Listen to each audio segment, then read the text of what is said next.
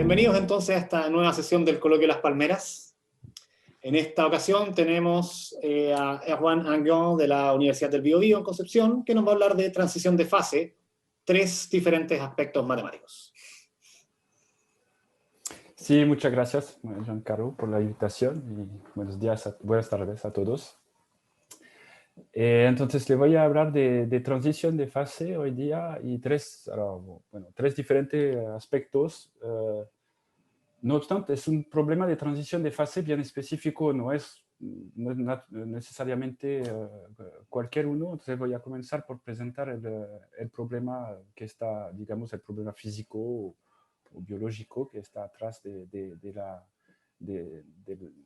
objeto que quiero estudiar. Y los aspectos matemáticos son tres formas de ver al final o de modelizar ese mismo problema y entonces que lleva preguntas matemáticas distintas. Ahora, voy a comenzar por presentar el problema físico, digamos. Entonces es un problema que viene de la física estadística esencialmente, que es cómo se agrega partículas entre ellas, una dinámica de crecimientos de agregato, en el cual se parte al inicio de partículas libres que están ahí en rojo, ¿no? Y que tienen esa tendencia a formar pequeños agregatos y de poco a poco formar agregatos que son mayor y mayor, ¿no? Con esa dinámica, y al final, con un cierto tiempo, formar elementos físicos que pueden ser con propiedades totalmente distintas.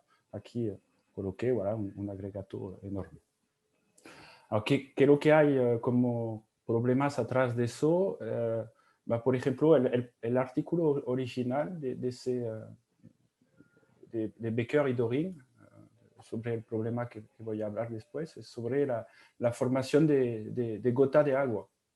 Partimos de un vapor, básicamente un vapor, son como moléculas de agua, entonces H2O, que están libres, y al momento y de manera très rápida se va a agregar, formar una gota, y esa gota no es más un estado de vapor, es otro estado, ¿no? Hubo una transición de fase, ¿no? Y eso es esa macromolécula. Entonces, básicamente, intentamos entender ese tipo de fenómeno. Por la pequeña historia, tiene interés después para las cantidades que quiero observar. Al origen de eso, en mi tesis de doctorado, estudiaba la polimerización de proteína. En el caso de algunas enfermedades, en particular la enfermedad del prion, pues la vaca loca, no sé si se recuerdan, en los años 90 hubo una cosa así, 80, 90. Y entonces básicamente son proteínas en una célula que, digamos, están de esa forma, ¿no? para ser esquemático. Y a un momento puede ser que haya una que se conforma ahí de manera un poco diferente, ¿no? Modifica su estructura. Y esa que es, digamos, con una modificación de estructura, cuando se va a encontrar con un compañero, digamos de esa forma, por razones de estructura, de fuerzas a ese nivel de moléculas, eso va a dar, digamos, va a transformar su compañero y empieza a ser un nuevo, así. Okay. Y etcétera, y el proceso, ese proceso sigue creciendo, ¿no? Entonces se forma lo que se llama un polímero, ¿no? Y ese polímero, bueno, ahora si estamos en un cuerpo que está bien, se va a comer, ¿no? O sea, hay un Pac-Man, ¿no? Que lo hice mal, pero va a comer ese polímero. Y si no, si ese polímero atinge un tamaño suficientemente grande, a un momento su estructura va a ser estable y entramos en un proceso de enfermedad. Es una manera muy muy simple de ver las cosas. Entonces, también atrás de los problemas que estoy mirando, hay esa problemática atrás de ver cómo, cuándo vamos a formar polímeros grandes y las escalas de tiempo que aparecen en ese tipo de cosas y las repartición de tamaño que pueden aparecer en ese tipo de problemas. Bueno, entonces vamos a comenzar con un pequeño esquema cinético clásico en química, que escribimos las reacciones posibles, vamos a ver esa entidad como si fuese entidad química. Y entonces, si llamo C sub I la cantidad de agregato de tamaño I. Ahora, cuando digo tamaño I, significa que consiste de I partículas. Este, por ejemplo, sería 3, este, no sé, unos 5 por ahí. ¿Okay? Entonces, y un agregato así, de tamaño I, puede, encontrando una partícula libre, que llamo C1, entonces, un agregato de tamaño 1, a una cierta tasa, que llamamos de agregación, va a dar un tamaño I más 1. Eventualmente, si la reacción no es suficientemente, o sea, la ligación no es suficientemente fuerte, eventualmente esa partícula que se agregó se puede liberar. ¿Okay? A una cierta tasa B sub I más 1, porque depende ahí del tamaño de la propia partícula. Entonces, ese objeto que está aquí y las tasas de reacción, que son, vamos a ver los números de reacción por unidad de tiempo. Hay dos cosas que aquí hicimos como hipótesis esencial en lo que vamos a observar. Es uno, no hay espacio, entonces suponemos una mezcla uniforme en espacio.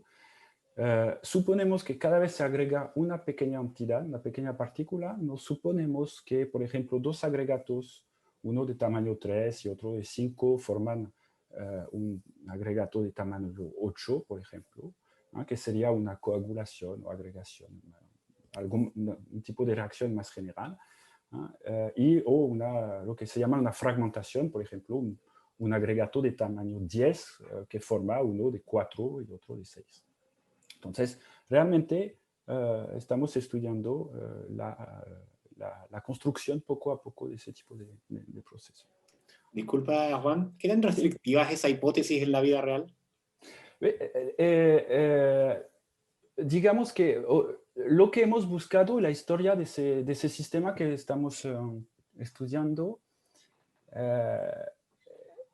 es que intentamos al final quedar con la cosa la más simple que podía para intentar ver lo que podíamos decir a lo máximo sobre esa cosa. Porque una vez que tú entiendes, yo creo, bien la ecuación o el sistema, el problema, lo más sencillo que haya, tú también entiendes de las cantidades que hay que observar en sistemas más complejos. Y al final, al inicio, en mi tesis y todo eso, teníamos modelos, ecuaciones y modelos mucho más aplicados, que realmente era un poco ambicioso, pero que eran más cerca de la realidad, digamos. Y ahí es verdad que mucho más lejos de la realidad, pero las informaciones que hemos intentado derivar de ese modelo, sí, yo creo que son más interesantes para intentar entender realmente lo que pasa atrás. Vale. Eso es pero sí, es cuestión vale. de la realidad del modelo, eso es una grande cuestión. Entonces no hay espacio y pues son pequeñas adiciones de agregar. Ahora, eso hay una manera muy clásica de escribir la dinámica de ese pequeño problema, de esas ecuaciones. Lo que nos interesa son las concentraciones, como en un problema en química. Entonces, la cantidad de partículas por un volumen, por ejemplo. Y entonces veamos la evolución de esa cantidad de acuerdo al tiempo. Llegamos a ecuaciones ordinarias, que son las siguientes aquí. No es tan complicado, es simplemente ver dónde aparece para la evolución del CI, es simplemente el CI, entonces desaparece cuando encuentra un C1 y aparece cuando un C sub I más 1 pierde una partícula, pero también el CI podría ser del otro lado. ¿Okay? Entonces tenemos dos flujos que aparecen y que son aquí. ¿Okay? Son los dos flujos de ambas reacciones. Es simplemente un sistema de ecuación diferencial ordinaria con el detalle que hay una infinidad de ecuaciones, como lo veremos de nuevo también cuando suponemos que tenemos concentración. Dije la cantidad por el volumen, pero también hay un número de Avogadro y cosas así, entonces es una cantidad muy grande de partículas. Y entonces, a priori, el sistema así, tal que escrito, puede llegar a un tamaño cualquier de ¿cómo se llama? Puede llegar a un tamaño cualquier. ¿Okay? Entonces, tenemos un sistema infinito de ecuación diferencial ordinaria. Y con una pequeña no linearidad sobre el C1, porque el C1, él interviene en todas las ecuaciones. Entonces, o sea, escribimos de la misma forma, vamos a ver todos los flujos donde aparece el C1, y entonces describir su evolución, con un pequeño 2 ahí, porque bon, C1 más C1 hay 2, bon, hay que contar la cantidad de reacción posible. Y eso. Voilà, básicamente. Entonces, el C1, la agregación es lo que se llama una ecuación de segundo orden, por eso que hay ese término. Y puis, la fragmentación, la liberación, es un término lineal. Okay. La otra opción es que estamos en un sistema cerrado, porque dije, se puede liberar, agregar, pero conto todo. Y si conto todas las partículas que sean dentro de un agregato de tamaño I, o libre, voy sumando todas esas cantidades y entonces la cantidad de partículas en mi sistema se conserva. ¿Okay? Y entonces tenemos, si veamos en función del tiempo y a partir del momento que nos hemos prescribido una condición inicial, esa cantidad es igual a la cantidad inicial. Okay. Entonces hay dos maneras de ver la ecuación sobre C1. Okay. ¿Perdón? ¿Aló? Vale. Esa es una esperanza, ¿no es cierto? Por el momento es nada más que no es una esperanza, es una, o sea, es una cantidad. O sea, por el momento no hay esperanza, sino que si tú contas, tú ves, si tengo, entonces, un agregato de tamaño 2, C2, ¿cuánto tengo? Es la cantidad C2, perdón. Y si lo multiplico por 2, tengo la cantidad de partículas que tengo en los agregados de tamaño 2. Entonces eso, estoy nada más que contando todas las partículas en mi sistema. ¿Okay? Me da una conservación y entonces la ecuación sobre C1, o sea, una ecuación de evolución, o sea, un término obtenido por la conservación de masa. Entonces aquí puedo olvidar, de hecho, el C1. Tendría un término no lineal que depende de la norma L1 de ese vector C, de los C1, C2, C3 hacia el infinito. Okay. Norma L1, el pequeño L1 de la sucesión. Y obviamente tengo un sistema infinito de ecuaciones ordinarias diferencial, no lo puedo resolver de manera clásica como la teoría de Cauchy-Lipschitz, por ejemplo. En el caso, esos son términos que son Lipschitz en los CI, cada uno, pero estamos en dimensión infinita, entonces necesitamos un espacio adaptado para poder estudiar ese tipo de solución. Okay. Y es naturalmente el espacio en el cual tenemos la conservación, okay, que es este. Y disculpa, ¿Sí? ¿qué es ID en la última línea? Perdón, oui, es un abuso de notación. Digamos, voy a llamar ese espacio el espacio de los X, las sucesiones, perdón,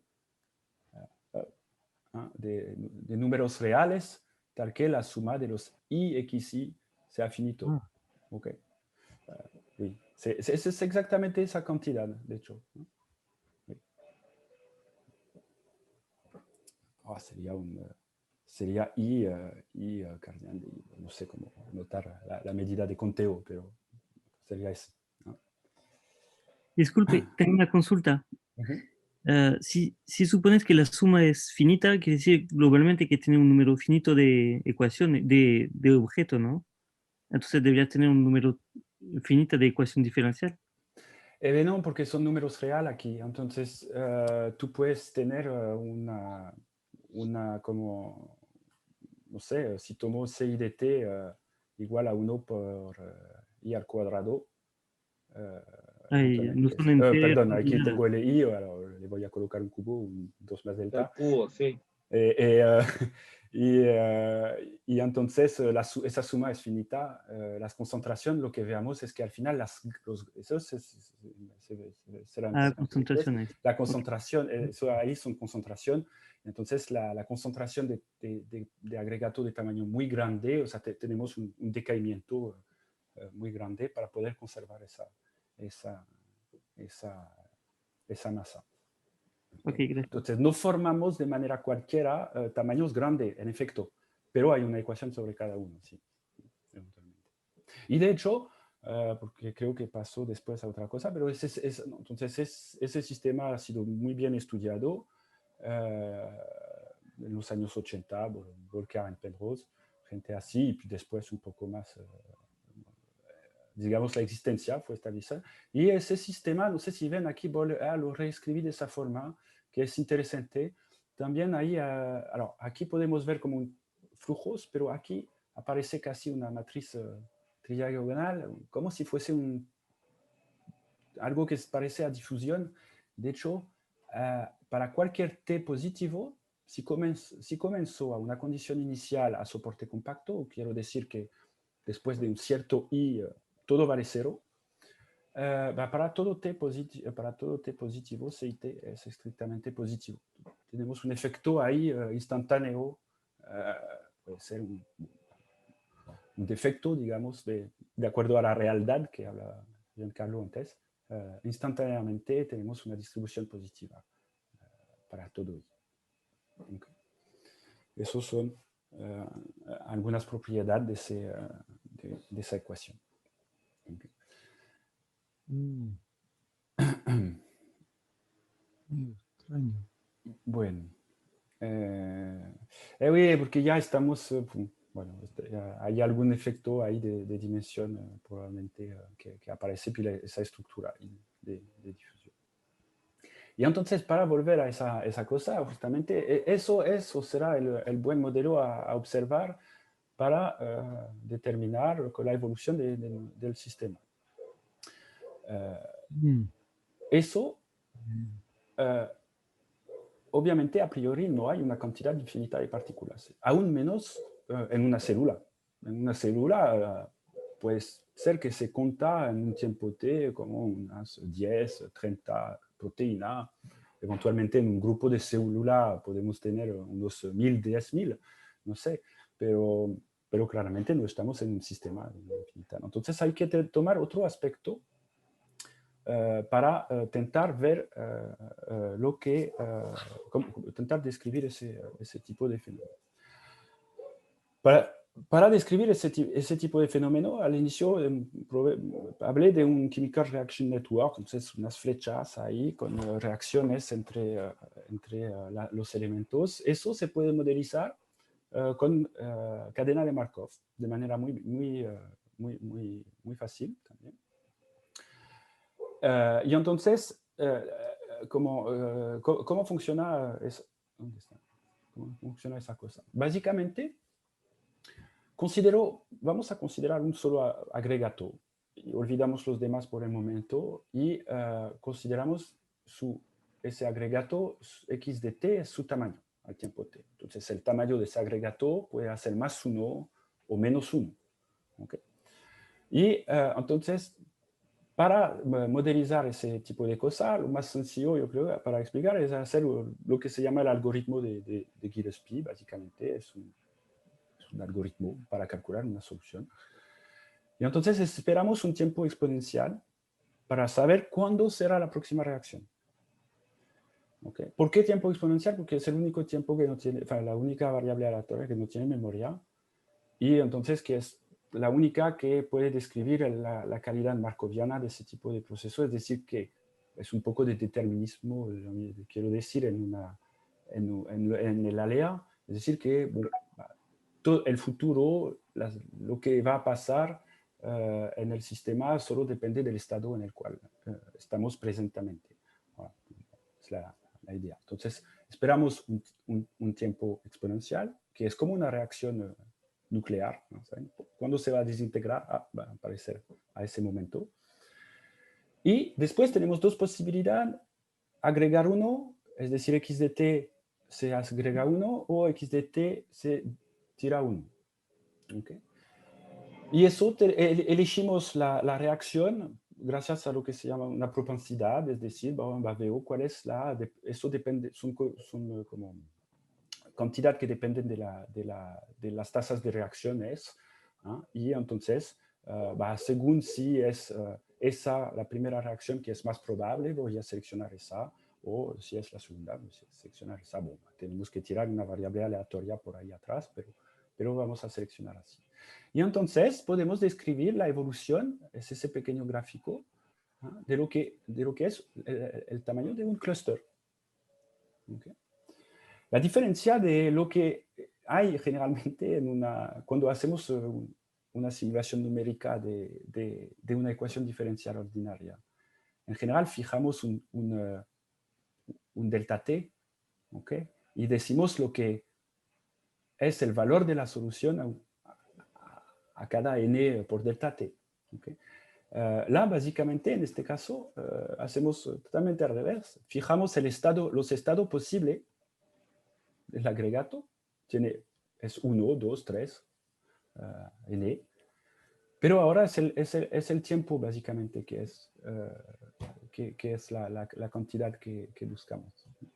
Y entonces, ese delta t ahí, que se calcula, entonces, durante un cierto tiempo se queda, por ejemplo, el agregato ahí tiene un tamaño 1, y después de ese tiempo se agrega 1, y tiene un tamaño 2, y etcétera, etcétera, etcétera. Y entonces obtenemos ese tipo de curva. Haciendo así, para cada agregato que haya en el sistema, obtenemos, de hecho, una simulación exacta, una solución exacta del problema. ¿Okay? Bueno, de un problema que hay que definir, pero lo pasaré. Y entonces, si hago eso para todos los agregatos, si observo esa cantidad, cuántos agregatos hay de tamaño i, los conto, tengo una variable aleatoria, aquí, ci al tiempo t, ¿no? Que es la cantidad de interés a la cual vamos a caracterizar. Okay. Una pausa en algunos gráficos. Entonces, básicamente aquí grafiqué en un sistema donde al inicio había, no voy a decir una cosa, debería tener 10 partículas, pero ahí. Entonces aquí tengo C1 de T. Entonces C1, la cantidad de agregato de tamaño 1, partículas libres, voilà, su evolución al transcurso del tiempo. Aquí es C2, la cantidad de agregato de tamaño 2 en mi sistema, su evolución de acuerdo al tiempo. Entonces ven, son ese tipo de función que aparecen, son saltos a tiempos, a distintos tiempos. ¿Okay? Y entonces, cuando aumentamos la cantidad de partícula, aquí, parte de 100, ¿no? Ahora, la suma normalmente debería ser 10, porque tengo un agregato de tamaño 2, entonces hay 2 partículas aquí, y aquí tengo 8 agregatos de tamaño 1, entonces 8 más 2, estamos a 10 partículas en este sistema. Es una escala log aquí, entonces no hay la condición inicial. Aumento la cantidad de partículas inicial, tomo 100. ¿Okay? Naturalmente, como hay más partículas, también hay más reacciones en mi sistema. ¿Okay? Y entonces todas esas reacciones que están ocurriendo ahí, Entonces, los tiempos son más cortos entre cada reacción es posible. Y vamos aumentando ahí de nuevo la cantidad de partículas. Aquí probablemente estamos a 1000 al inicio. Aquí es C1, C2. Podría graficar C3, C4, etcétera, pero se vuelve imposible leer. Y eso, entonces, es el cálculo de una trayectoria posible de mi sistema, es decir, una realización. Estoy ahí haciendo la simulación que hablé anteriormente. Y si hago el promedio de eso, obtengo esa curva roja que está aquí. Y en el caso, esa curva verde que está aquí para la evolución, en este caso, de C1 de t, C2 de t. Lo esperado, tengo un sistema aleatorio en grandes números. Estoy haciendo ahí una mezcla de reacción. Podemos esperar que globalmente el sistema se comporta de manera determinística. Entonces, que ese promedio, al final, sigue una cierta ecuación determinista, tipo ecuación diferencial ordinaria. Okay. Es el caso. No es una grande originalidad ahí. Es clásico en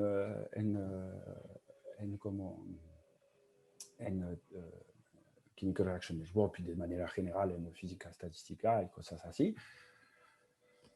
La solución cuando voy a hacer tender la cantidad de partículas hacia el infinito, si hago un scaling apropiado, reescalear las cantidades, porque si voy a dividir por la cantidad de partículas por la cantidad de partículas total, de manera que nos quedemos entre 0 y 1, que no nos vayamos al infinito, podemos observar que los CIN de t, de hecho, convergen. Es decir, CIN de t es la solución estocástica, ¿okay? El proceso estocástico. Converge hacia, y está escrito aquí, converge hacia la solución C del modelo de Becker-Doring, que son las ecuaciones infinitas, ¿okay? La CDO. Aunque este es podríamos el stochastic Becker-Doring, o sea, la versión estocástica. No hay nada nuevo. La única pequeña cosa que difiere aquí eventualmente es que eso es la pequeña norma L1 que aparece, la famosa 1 I, con TOD, ¿okay? Entonces es la suma, ¿no?, que aparece. Y porque en general en dimensión infinita las cosas, en dimensión finita es muy fácil, son resultados de Kurtz, creo, de los años 70. Ahora cuando pasa en dimensión infinita, en general lo que hay para los aficionados sería el proceso, en español me perdí, tightness, es decir, básicamente una convergencia en ley. Aquí obtuvimos en ese pequeño resultado una convergencia un poco más fuerte para comparar exactamente las trayectorias, básicamente. Okay. Entonces, ¿qué es lo que hay de interesante fuera de eso, del límite, que es un resultado matemático para el bien de nosotros, la salud mental, a veces? Entonces, lo realmente interesante aquí es qué es lo que sería lo que grafiqué aquí en la zona roja clara. Eso ya es una cantidad más interesante porque es la deviación, la deviación de acuerdo a la solución. La solución, la esperanza aquí, que está aquí. No mucho. Disculpa el vocabulario de probabilidad en español. ¿Aló? Espérate que baje el calor. Así. Entonces, eso es la deviación y eso es interesante porque podemos decir, ok, mi sistema, entonces en promedio se comporta de esa manera, es el sistema determinístico, pero hay un poco más de información, es cómo puedo desviar y estar más o menos lejos para un sistema, el sistema de finito de partículas, saber qué tan lejos puedo estar del promedio. Okay. Eso es lo que se llama el segundo orden. Hay una respuesta que básicamente la diferencia de si C sub I n de t a la solución determinística, ¿no? Estocástica, determinística, se comporta de manera como si fuese un browniano alrededor de la solución. Entonces podemos calcular su desviación. Eso fue hecho por Sun hace un año, dos años, pero todavía hay preguntas abiertas. Voy a volver un poquito a esos porque hay una dicotomía que aparece en ese sistema. De hecho, vamos a ver que esas curvas hay algo bien característico. No me acuerdo si está aquí. Voilà. Entonces, Pero puedo ver... eso, Sí. el ambiente gilbertiano ya no es L1, ¿no? Es L2. Ben non, sí, alors ahí, bueno, la técnica que usó Sun, obviamente, Es basó en I, Hilbert para tener una decomposición y escribir, pero bueno, obviamente si tenemos un control de los tamaños del decaimiento al infinito en L1, además se inyecta en L2, pequeño Cauchy-Schwarz. se inyecta ya. Pero Debe hay ser que algo así controlar como más. IXN cuadrado, una cosa así. Eso. Y entonces, es así que se conecta, digamos, las dos teorías. No obstante, no es como el marco lo más adaptado, ¿no? Porque obviamente nos gustaría trabajar primero en L1 y segundo, Sun, cuando hizo su trabajo, supongo que las tasas de agregación, los AI y BI en mi sistema, son acotados. Eso es porque naturalmente cuando es acotado tienes cotas uniformes sobre las soluciones, entonces ayuda bastante. Ahora, recientemente, en el modelo determinístico, porque hay que pasar de uno a otro siempre, hay Canizo que salió cotas uniformes en tiempo que pueden servir a pasar en L1. Entonces ahí no es el marco lo más, digamos, natural. No obstante, es un resultado que da una buena indicación que las cosas deberían comportarse de manera clásica. Bueno, entonces sigo. Y entonces, si veamos lo que pasa entre medio, veamos la desviación a lo que sería el promedio que es dado por un sistema determinístico, la ecuación inicial, podemos no poner la pregunta de lo que va a pasar en el tiempo infinito, que va al final de todo que tengo. Y es ahí donde realmente aparece la transición de fase. Si observo eso, recuerdan, antes teníamos dt, ci dt, aquí. Lo tomo a cero y vamos lo que hay para el equilibrio del sistema.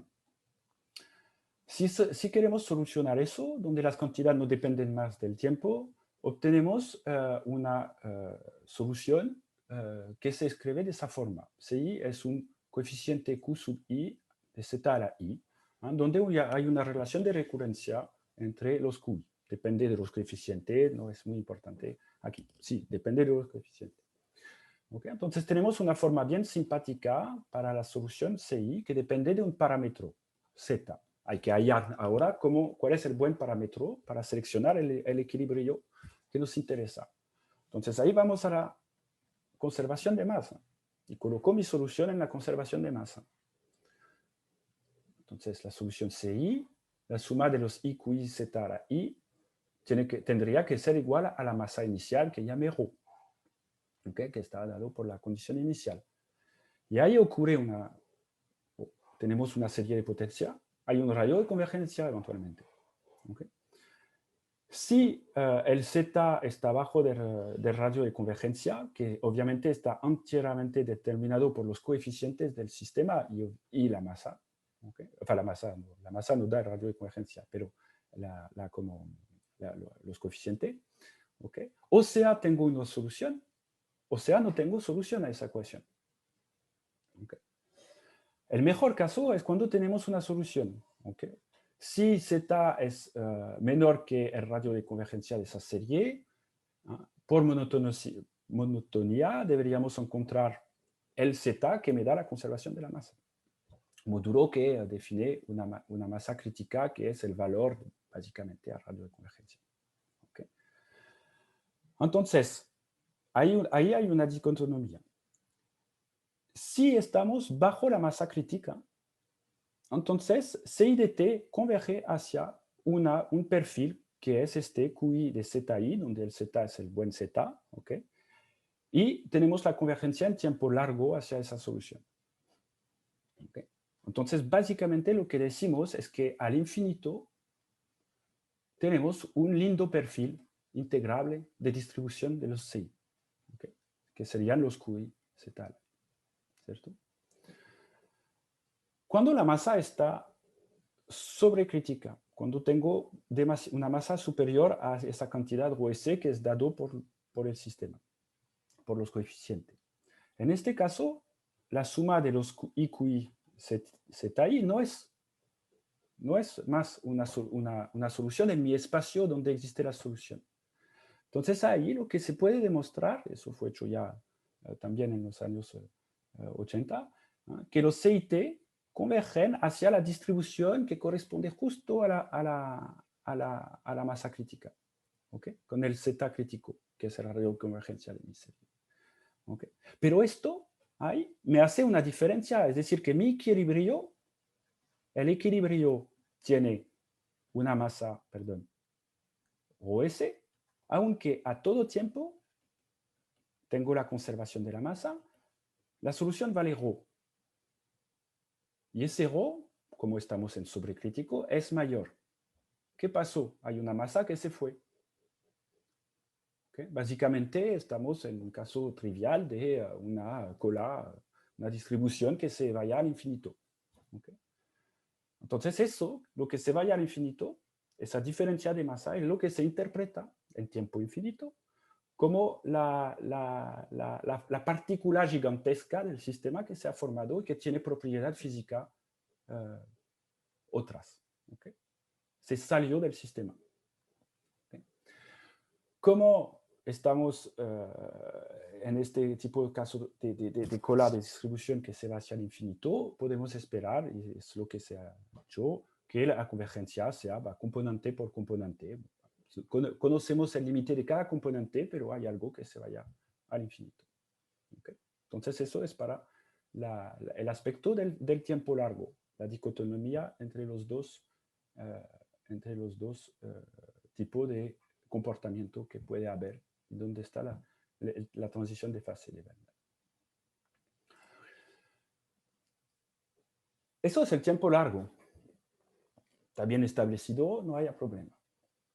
No obstante, en el caso donde las cosas están un poco raras, que justamente esa masa que se vaya al infinito, para ciertos juegos de parámetros, obtenemos ese tipo de curva que pasé al inicio. Y recuerdo que eso es una escala logarítmica. ¿Okay? Eso, aquí podríamos decir que estamos nos acercando del equilibrio final. ¿Okay? En tiempo largo. No obstante, aparece entre medio aquí una fase, ¿okay? Que tiene una escala exponencial, o sea, que es un tiempo exponencial, exponencialmente largo, ¿okay? Durante el cual la solución parece casi constante. Entonces estamos en lo que se puede llamar, lo que se llama metastabilidad, es decir, y Penrose lo definió así, como un estado que tiene un tiempo de vida muy, muy grande, en el cual el sistema parece al equilibrio, pero no obstante, a un momento grande se va, y puis se va hacia su equilibrio final o otra cosa, pero no vuelve. Y eso es exactamente el caso de lo que ocurre en ese tipo de ecuación. ¿Okay? Para ir un poco más en el detalle, aquí, ¿qué pasa? Eso aquí estoy describiendo, si no me equivoco, el agregato, el tamaño del agregato máximo. Durante un tiempo que corresponde a estamos con agregatos que son bastante pequeños. Y a un momento que corresponde a esa transición, ahí la salida de ese estado, un crecimiento de una vez del tamaño máximo. Ese tamaño máximo aquí es la masa, ¿okay? Y de hecho, veamos, si, bueno, ahí no veamos, pero pues, lo digo, es que hay un solo agregato que aparece al final. Un solo agregato que capta todo. ¿Okay? Eso es la simulación como del modelo estocástico. Hay una cantidad finita de partículas. ¿Okay? Entonces, casi ahí ha agregado todo. Eso es mi partícula gigantesca, ¿okay? Mi transición de fase. Y eso es abrupto después de un tiempo exponencialmente largo. Entonces, queremos intentar entender eso.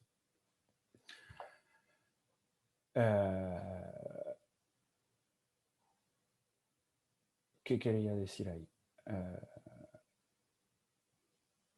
Entonces, buscamos a saber cuándo eso ocurre, cuál es su variabilidad, y si realmente tenemos una partícula, o puede ser 2, 3, etc. Eso realmente, lo siento, es realmente lo que se observa en experimentación de un biologista que conocí cuando estaba en tesis, que me pasaba datos. Realmente ese tipo, hay un momento, se espera un tiempo largo, y de un momento a otro la reacción se inicia. ¿Okay? Tenemos agregatos probablemente muy pequeños, y de un momento a otro tenemos una polimerización de las proteínas, en el caso de lo que está hablando, y la analogía. ¿Okay? Eso, ahí voy a presentar una cosa que es totalmente trivial, pero es mi manera de ver cómo podemos intentar describir lo que es la metastabilidad, por lo menos en un sistema determinístico. No es realmente eso, pero sería la idea. Tomo ese sistema de dos ecuaciones, que es muy simple, ¿okay? Lineal, diagonal. Podríamos tentar algo que no sea diagonal, pero bueno, lo diagonalizamos si posible. Y entonces observo esas dos pequeñas ecuaciones. Y el lambda 1 lo voy a suponer menor que el lambda 2 y ambos positivos. ¿Okay? Entonces tengo esos dos valores propios de mi sistema. Lambda 1 es la más cerca de 0, es aquella que me da la dinámica de mi problema, de mi convergencia hacia el equilibrio, que en el caso es 0, 0. ¿Okay? Entonces tengo ese tipo de decaimiento. ¿Okay? Mi solución, yo sé que converge en exponencial menos lambda 1t cuando t va hacia el infinito. Aquí grafico la solución. ¿Okay? No obstante, como aquí, dependiendo de cómo va a ser lambda 1 y lambda 2, podría decirme cuál es el tiempo que voy a pasar en esa zona, básicamente. ¿Okay? Y si comparo mi solución, x de t, el vector de la solución, al vector que está aquí, que llamé 1, ¿okay? Y que hago unos pequeños calculitos ahí, en el caso que tomé, podría tener ese tipo de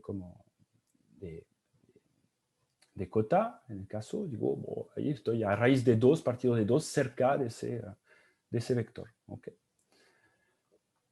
Y esto para tiempos que están en estos dos valores. Entonces decidí de una pequeña bola, ahora no tan pequeña porque si no, no voy a entrar dentro, por eso que es un juego aquí, pero para los tiempos entre estos dos valores puedo controlar la distancia de x de t a 1. ¿Okay? Y ahí viene realmente la cosa interesante, es cuando hay una diferencia entre el lambda 1 y el lambda 2. Si el lambda 1 es muy cerca de 0, por ejemplo un epsilon, y el lambda 2 es 1, entonces esa escala de tiempo donde eso es verdad, es para un tiempo que es suficientemente grande, espero un poquito, un tiempo logaritmo de 2. Luego estoy ahí muy cerca de ese vector E1 durante un tiempo que es en logaritmo de 2 partido de epsilon. ¿Okay? Si epsilon es muy pequeño, eso es muy grande. Entonces, de una cierta forma, voilà, estoy diciendo que durante un tiempo muy grande estoy ahí cerca de tal solución, parece que se queda cerca de esa solución, y puis después al final me voy. ¿Okay? Porque si ahí represento la solución está aquí, de hecho el tiempo que pase aquí es muy grande. ¿Okay? Y después nos vamos aquí. Eso, no sé si es la mejor forma de explicar eso. Yo creo que sé yo. Espero que sé yo para entender. Okay. ¿Qué horas son? ¿Qué horas son? Perdón. Quedan 14 minutos. Bueno, voy a pasar eso. Bueno, eso lo podemos traducir sobre el modelo estocástico de manera muy bien. Se ha hecho sobre el modelo determinístico. Solo que sobre el modelo determinístico, en cualquier tiempo, como lo dije, formamos tamaños muy grandes. Entonces, no es tan conveniente intentar calcular esa parte de lo que pasa. Entonces, lo que hemos demostrado esencialmente es que mientras que el sistema no ha hecho un clúster o agregato, perdón, que son de tamaño n suficientemente grande. Entonces, eso es el tiempo aquí, el tiempo donde creamos un clúster, un agregato de tamaño n. ¿Okay? Mientras que no hemos atingido ese tamaño. Lo que hemos demostrado es que la solución, ¿okay?, es cerca de una cierta medida de probabilidad, ¿no?, sobre la configuración, y que eso hay una convergencia exponencial hacia ese perfil. ¿Okay? Eso es lo que se llama una quasi-stationary distribution aquí. ¿Okay? Entonces, mientras que no formamos clúster grande, estamos cerca de una cierta distribución a la cual nos hemos acercado de manera exponencial. Aunque luego, de manera exponencial también, nos vamos hacia el equilibrio. Pero hay dos cosas que son interesantes. Primero, esa tasa es mucho más rápido que la tasa a la cual se va hacia el equilibrio. ¿Okay? La tasa ahí a la cual me acerco de ese perfil es mucho más rápida que la tasa a la cual voy a ir a esa parte. ¿Cierto? Y segundo, el tiempo al cual vamos a formar un grande agregato, ese tiempo es exponencialmente largo. ¿Okay? Entonces, es decir, que ese tiempo en el cual vamos a salir de esa región, ¿okay?, ese es muy grande. ¿Okay? Bueno, obviamente estos lambda, gamma n viene ahí de estudiar el sistema determinístico también, de hacer diagonalización, estudiar los valores propios.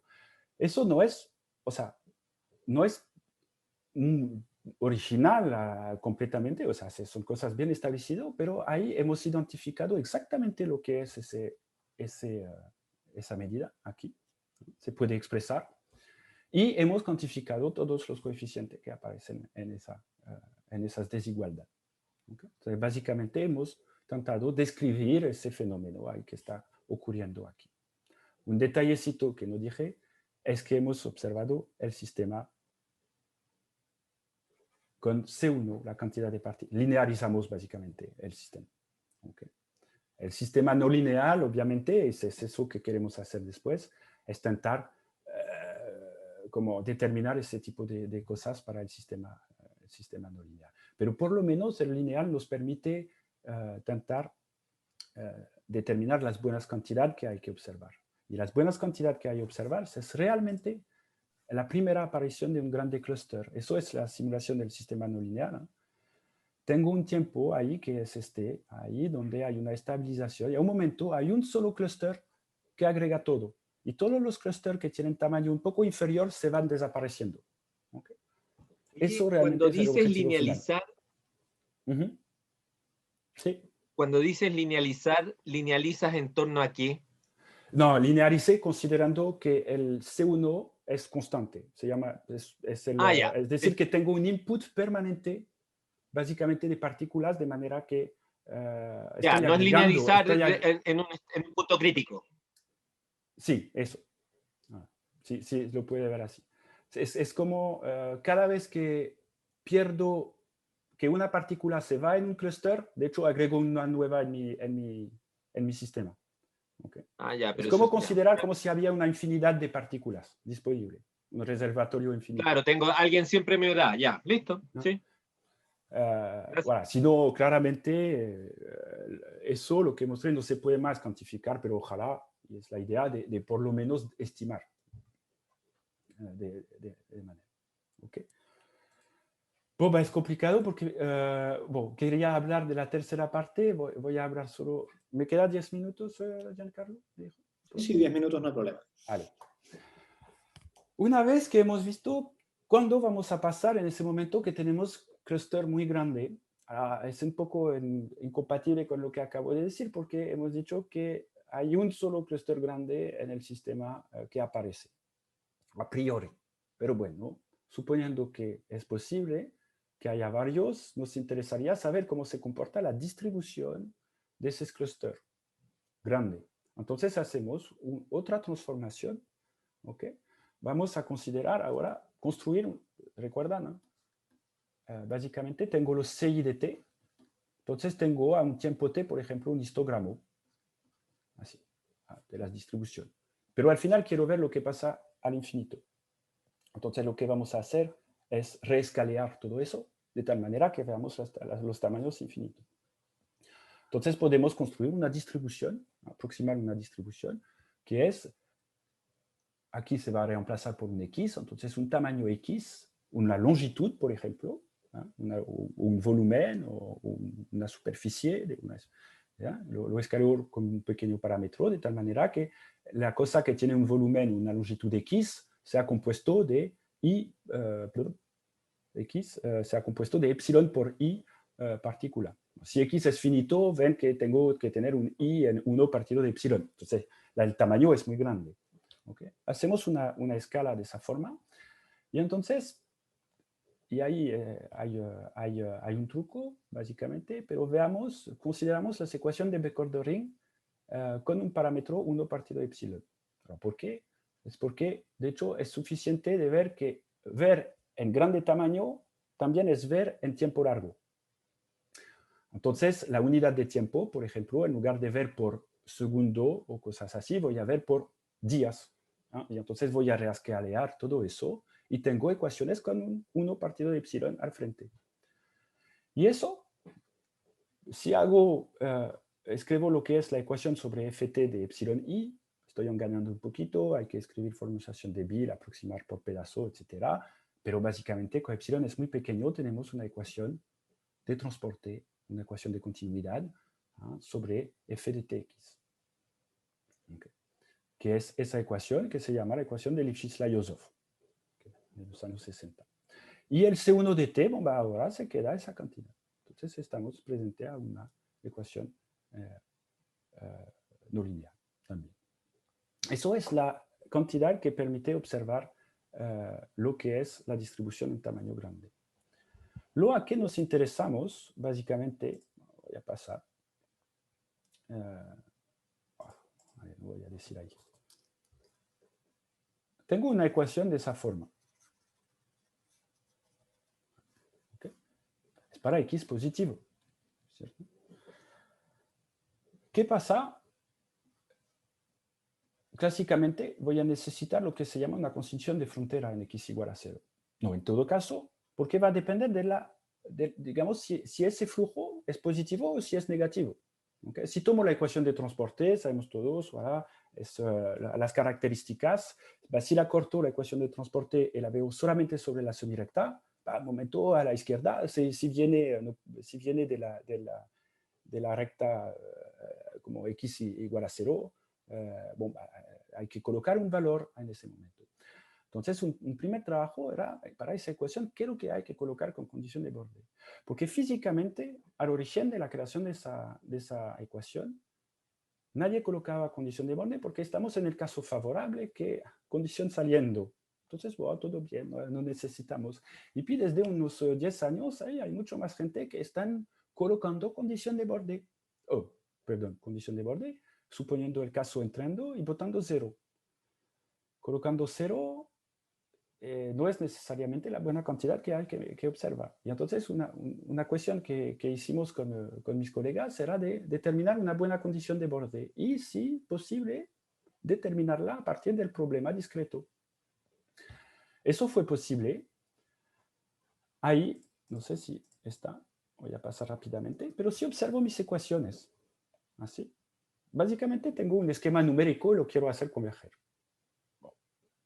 ¿Está bien? Solo que hay un poco de rigidez, no he escogido no he elegido el esquema numérico y no voy a elegir la ecuación final. Entonces hay que ver un poco, amarrar todo eso para ver cómo vamos a reencontrar los dos lados. Si paso el epsilon del otro lado, que digamos CI es acotado, eso se va a 0. ¿Okay? Y entonces el CI, cuando epsilon se va a 0, se equilibra. Y encontramos el equilibrio. de las ecuaciones diferenciales ordinarias. Es decir, que tengo una ecuación sobre la cantidad macroscópica, la distribución. Por otro lado, puntualmente estoy a un equilibrio permanentemente. Ese depende obviamente del valor de C1 que se mueve en el tiempo. ¿Okay? Bon, eso son aproximación, quasi steady state aproximación o cosas que son ahí en esa idea. Y, ¿dónde está el problema? Y voilà, no, estaba aquí. Y entonces, por ese tipo de método, con algunos colegas hemos demostrado que una buena condición posible, derivamos una serie de condiciones dependiendo de los scaling que había, que una buena condición posible era esa ecuación. Okay. O sea, era esa condición. Para terminar la pequeña historia que no hay, es que el flujo, o sea, los coeficientes que aparecen en esa ecuación, cuando hay una condición de borde, aquí, es que en general estamos con coeficiente físicamente de tipo 1/3, x a la 1/3, x a la 2/3. Si todo el mundo recuerda, eso no es Lipschitz, da parte de dificultad cuando se quiere estudiar ese tipo de ecuación con condición de frontera.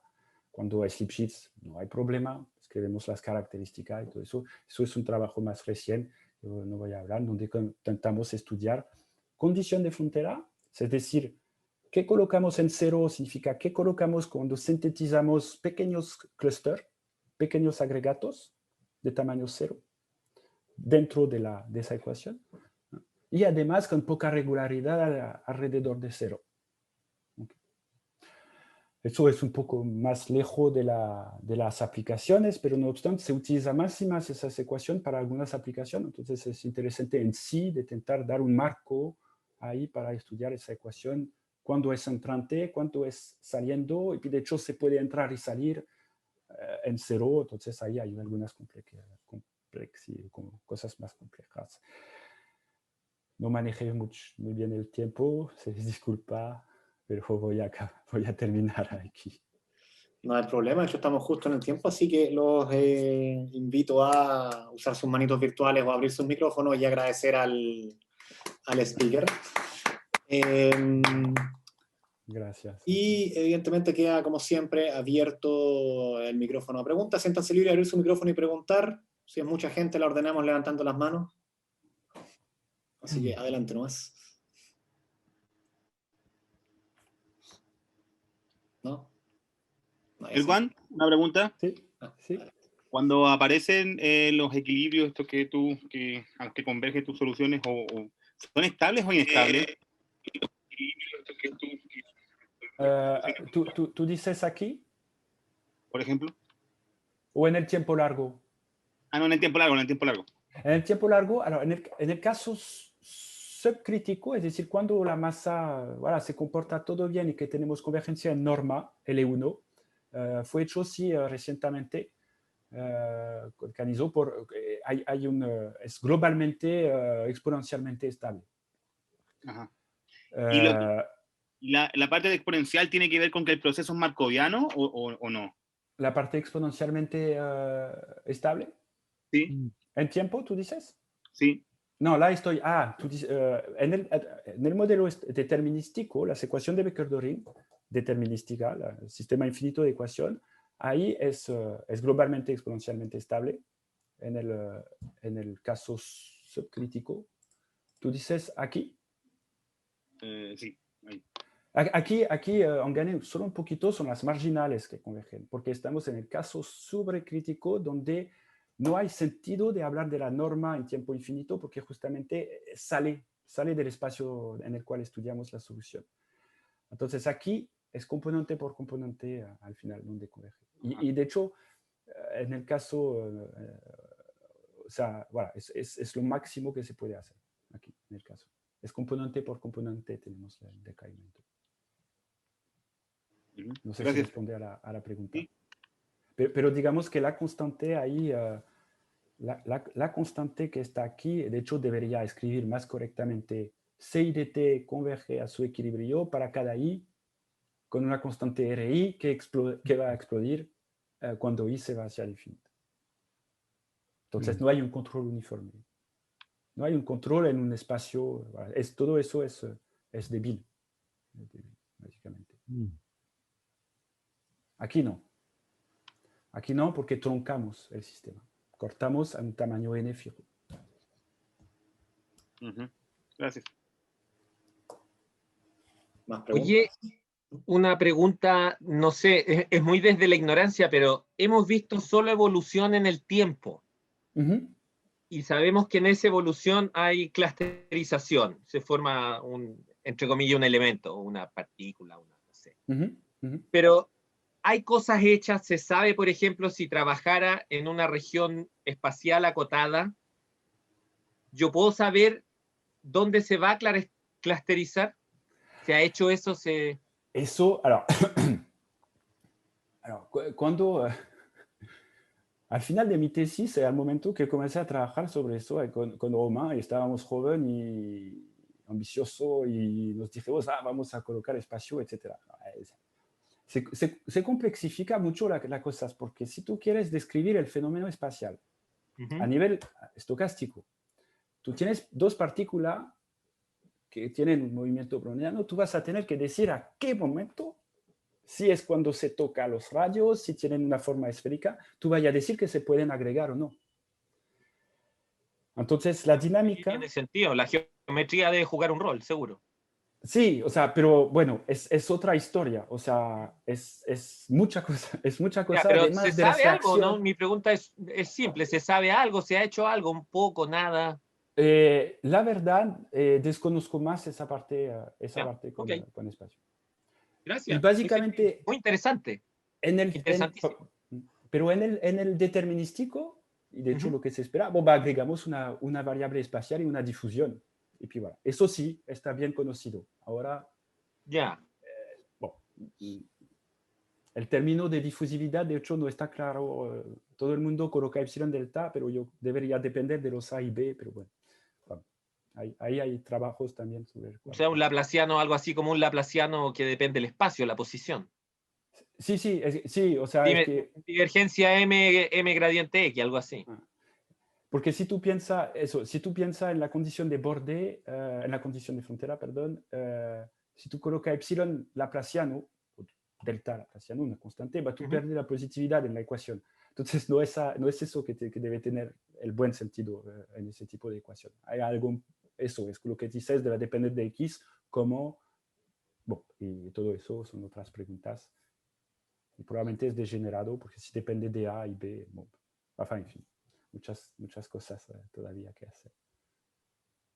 Gracias, muy interesante. Gracias. Bueno, a ver si una última pregunta.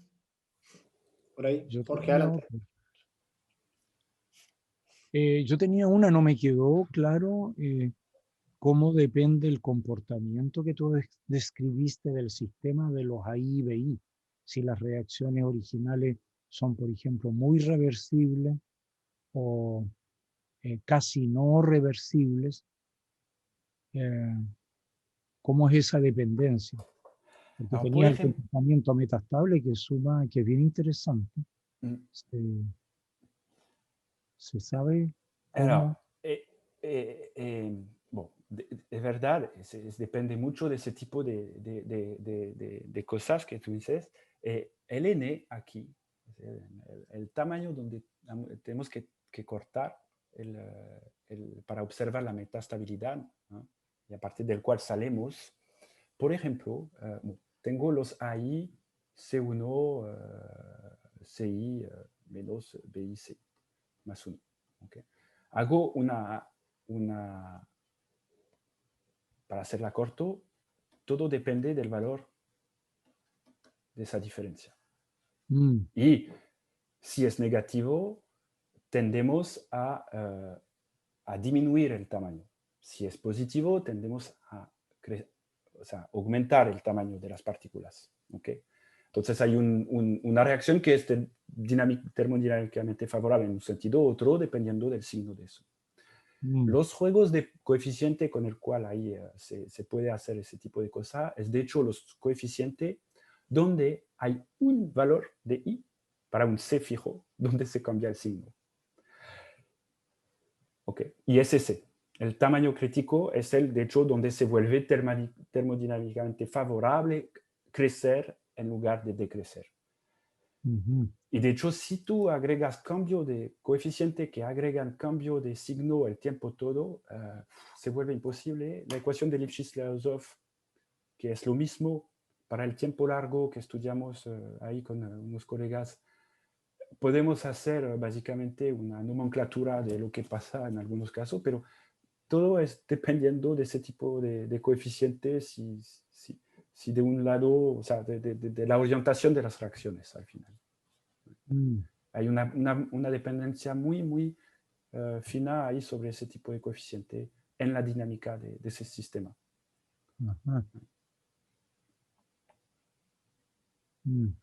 Tanto en las tres jerarquías que pasé: estocástico, EDO y EDP.